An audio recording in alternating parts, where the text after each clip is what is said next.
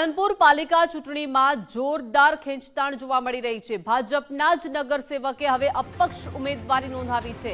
સાગર માળીએ અપક્ષ ઉમેદવારી નોંધાવી છે। ભાજપે ટિકિટ ના આપતા અપક્ષ ઉમેદવારી કરી છે। પાણી પુરવઠાના ચેરમેન પણ સાગર માળી છે।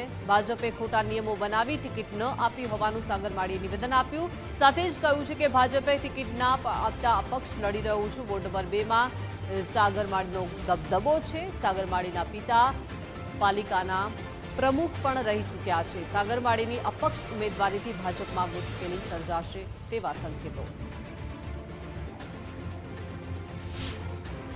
અમે અગાઉ ભારતીય જનતા પાર્ટીમાંથી કોર્પોરેટર રહી ચૂક્યા છીએ, લોકોની બહુ સેવા કરી। ત્યારબાદ જે ભારતીય જનતા પાર્ટી ખોટા નિયમો બનાવીને ટિકિટ આપવાની ના પાડતા અમને લોકોએ બોલાવીને લોકોની લાગણી હતી કે ઉમેદવારી કરીએ, તો લોકોની લાગણીને માન આપીને અપક્ષની અંદર ફોર્મ ભર્યું છે અને લોકોનો સાથ સહકાર રહેશે અને અમે આ જ રીતે લોકોની સેવા કરતા રહેશું।